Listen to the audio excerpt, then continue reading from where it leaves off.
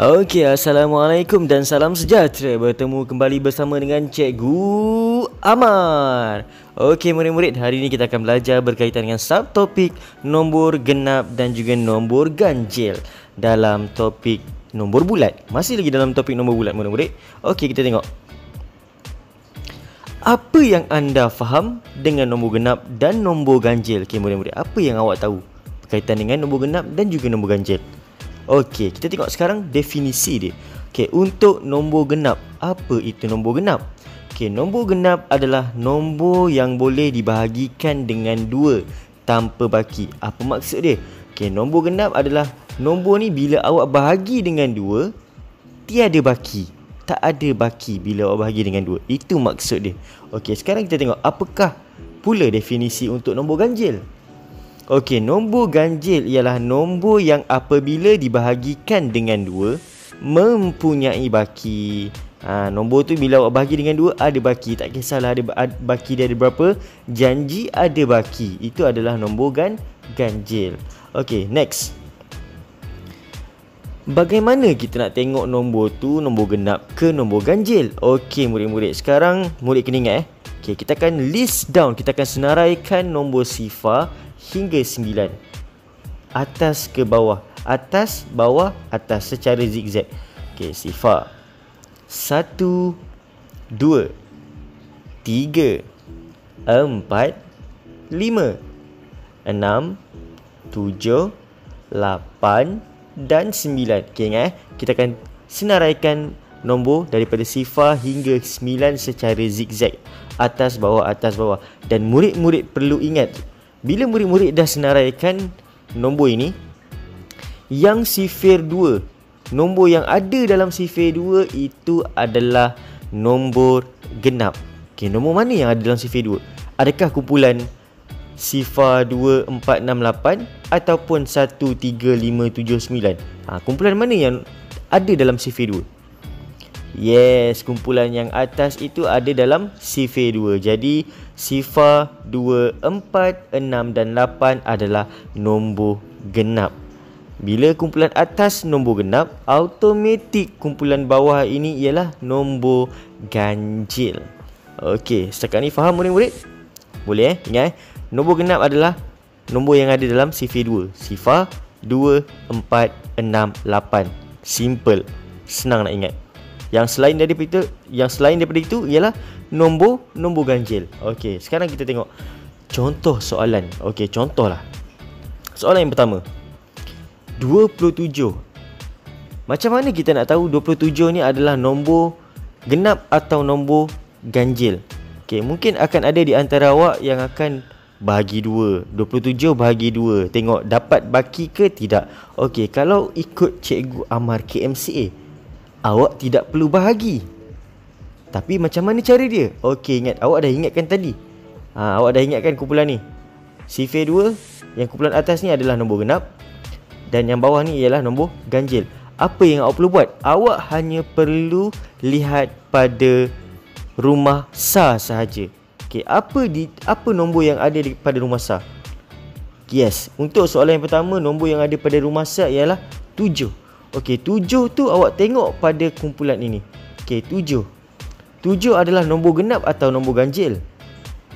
Yes, 7 adalah di kumpulan bawah ini. So, 7 adalah nombor ganjil. Memandangkan 7 ialah nombor ganjil, jadi 27 adalah nombor ganjil. Macam tu cara dia. Awak tak perlu nak bahagi. Awak cuma perlu tengok pada nombor yang ada pada nilai tempat sah sahaja. Simple. Boleh? Okey, sekarang kita cuba tengok contoh soalan yang kedua. Okey, contoh soalan yang kedua. Awak diberikan 632. 632. Ingat apa cikgu cakap tadi? Awak tak perlu bahagi. Awak cuma perlu tengok rumah apa? Rumah sah. Rumah apa? Rumah sah. Okey, rumah sah. Apa nombor yang ada pada rumah sah untuk nombor ni? Untuk soalan yang kedua. Yes, 2. Okey, 2 berada pada rumah sah. Okey, tengok pada kumpulan ini. Pada nombor genap, nombor ganjil. Okey, 2 itu nombor genap ke nombor ganjil? Iya, betul. 2 ialah nombor genap. Memandangkan 2 ialah nombor genap, so 632 adalah nombor genap. Okey, macam murid-murid Senang kan? Okey, sekarang kita tengok contoh soalan yang ketiga pula. Okey, soalan dia. Makin lama makin besar nombor dia. 1058. 1058.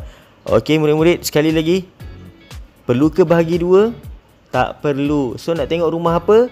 Rumah sar. Apa rumah sar dekat dalam soalan ni? Berapa? 8. Bagus murid-murid. So 8. 8 adalah nombor genap atau nombor ganjil murid-murid? Nombor genap, memandangkan 8 ialah nombor genap, jadi 1058 adalah nombor genap. Bagus murid-murid, bagus. Okey, sekarang kita tengok contoh soalan yang keempat. Okey, seandainya murid diberikan 93,025, apakah jenis nombor ini? Adakah nombor genap atau nombor ganjil? Mula-mula nak buat apa murid-murid? Ya betul, kita tengok pada rumah sar. Rumah sar pada soalan 4 ialah 5. Okey, 5 ni nombor genap ke nombor ganjil?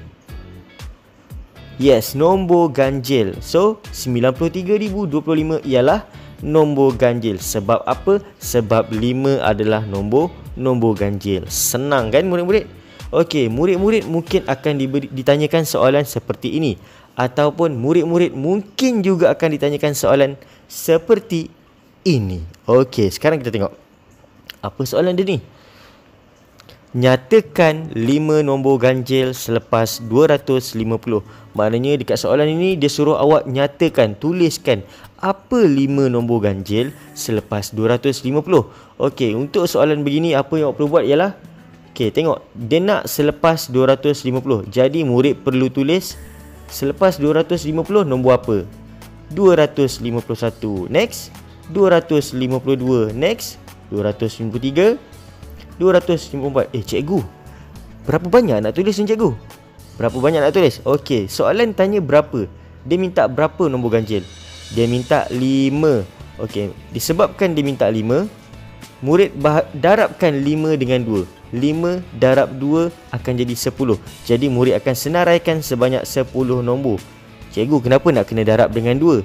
Okey, kenapa nak kena darab dengan 2? Sebab kita ada 2 jenis nombor, iaitu nombor ganjil dan juga nombor genap. Sebab itu kita kena darabkan dengan 2. Jadi kita akan listkan sebanyak 10 nombor.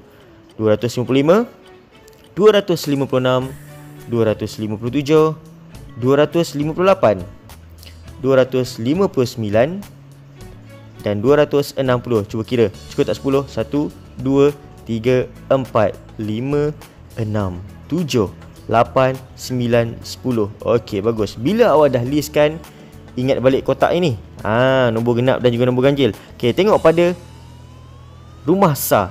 Soalan minta nombor ganjil. Nombor ganjil ialah rumah sar dia mesti 1, 3, 5, 7, 9. Okey, yang mana?